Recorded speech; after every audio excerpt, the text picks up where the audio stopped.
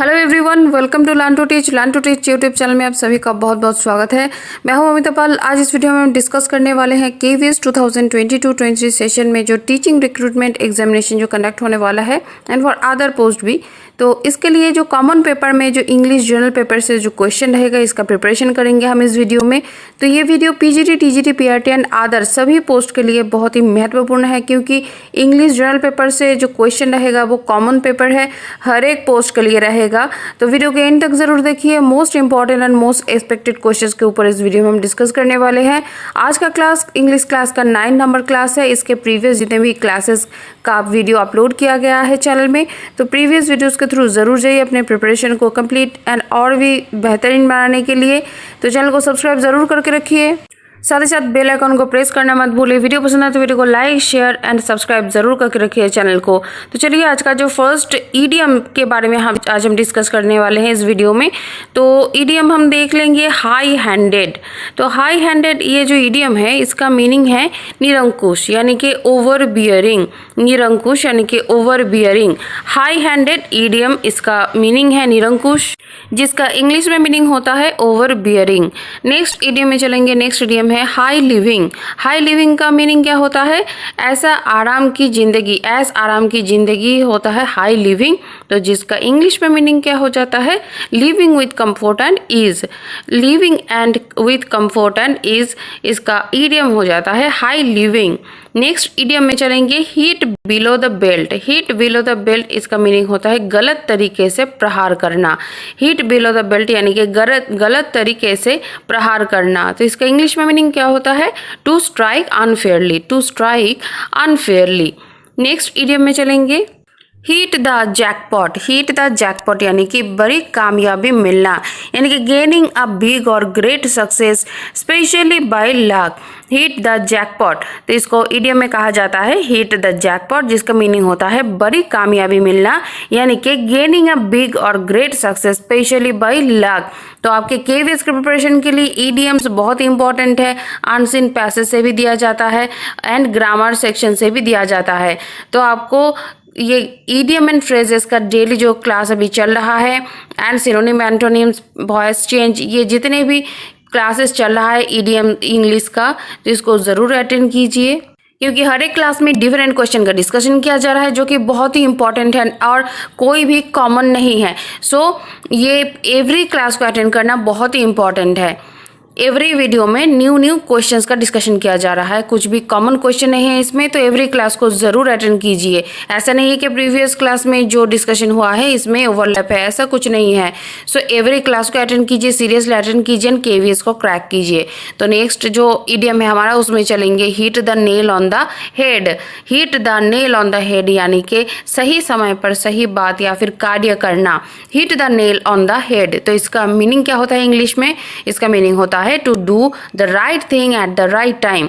To do the right thing at the right time यानी कि hit the nail on the head. Next idiom में चलेंगे। Next idiom है Hobson's choice. Hobson's choice किसको कहा जाता है?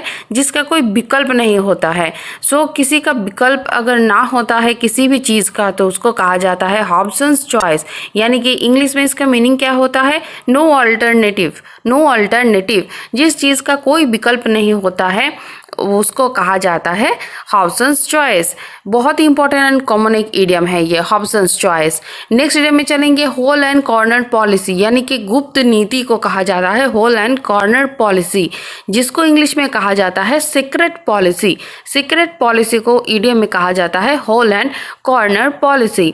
नेक्स्ट इडियम में चलेंगे। नेक्स्ट इडियम है यू एंड क्राई, यानी कि हो हल्ला को कहा जाता है यू एंड क्राई, यानी कि any loud public out cry.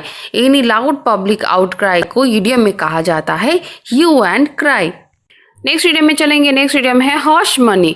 हॉश money यानी कि किसी बात को गुप्त रखने के लिए दिया जाने वाला पैसा। ऐसा पैसा जिसको आप देते हैं किसी बात को गुप्त रखने के लिए, तो इसको कहा जाता है इडियम में हॉश मनी।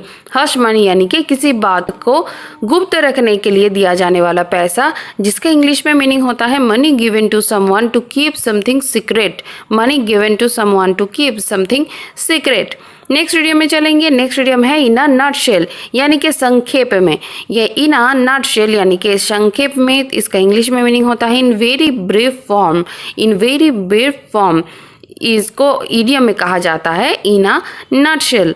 नेक्स्ट इडियम में चलेंगे। नेक्स्ट इडियम है इन ब्लैक एंड वाइट यानी कि लिखित में। लिखित में इसको इडियम में कहा जाता है इन ब्लैक एंड वाइट। तो इसका जो मीनिंग होता है इंग्लिश में वो होता है इन प्रिंटेड और रिटन फॉर्म। इन प्रिंटेड और रिटन फॉर्म। नेक्स्ट इडियम में चलेंगे। नेक्स्ट इडियम है इन फुल स्विंग यानी कि पूरे जोर पर, यानी कि इन फुल स्विंग। सो इसका इंग्लिश में मीनिंग होता है at the height of activity. At the height of activity, तो इसका इडियम हो जाता है in full swing. Next idiom में चलेंगे। नेक्स्ट इडियम है इन द ब्लूज यानी कि दुख और संताप में। इन द ब्लूज यानी कि दुख और संताप में, इसका इंग्लिश में मीनिंग होता है इन डम्प्स डिप्रेस्ड। इन डम्प्स डिप्रेस्ड। इन डम्प्स डिप्रेस्ड। नेक्स्ट इडियम में चलेंगे। नेक्स्ट इडियम है इन द लॉन्ग रन यानी कि अनंत। इन द लॉन्ग रन यानी कि अनंत, यानी कि इन्फिनिटी टाइम में। तो इसका इंग्लिश होता है अल्टीमेटली। अनंत यानी कि ultimately. In the long run यानी कि इसका मीनिंग हो जाता है इंग्लिश में अल्टीमेटली। नेक्स्ट इडियम में चलेंगे। In the nick of time. In the nick of time यानी कि ठीक समय पर। In the nick of time यानी कि ठीक समय पर, इसका मीनिंग हो जाता है इंग्लिश में at the last possible moment. At the last possible moment. In the nick of time यानी कि ठीक समय पर, यानी कि at the last possible moment. Next idiom में चलेंगे। नेक्स्ट इडियम है in the same boat. In the same boat यानी कि एक ही हालत में।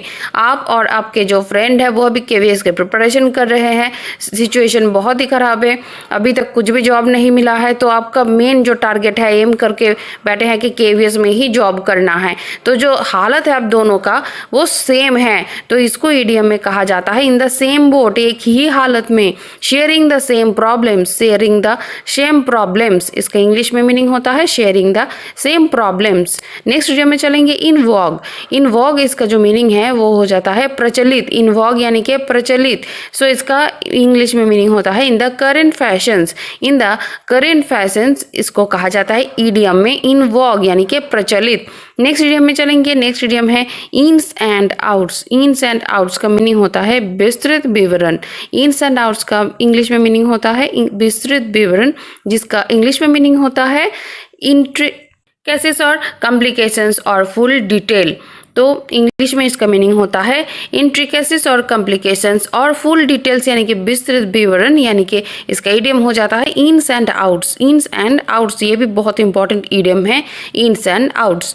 नेक्स्ट इडियम में चलेंगे। आयरन हैंड और आयरन फर्स्ट। आयरन हैंड और आयरन फिस्ट, इसका जो मीनिंग होता है वो होता है कढ़ाई से, यानी कि रिजरियस कंट्रोल जो होता है, यानी कि बहुत सख्त हाथ से जिसको कंट्रोल किया जाता है, सो इसको कहा जाता है आयरन हैंड, यानी कि रिजरियस कंट्रोल। और आयरन फिस्ट यानी कि कढ़ाई से, यानी कि बहुत ही कढ़ाई हाथ से जिस चीज़ को कंट्रोल किया जाता है, तो इसको इडियम में कहा जाता है आयरन हैंड और आयरन फिस्ट।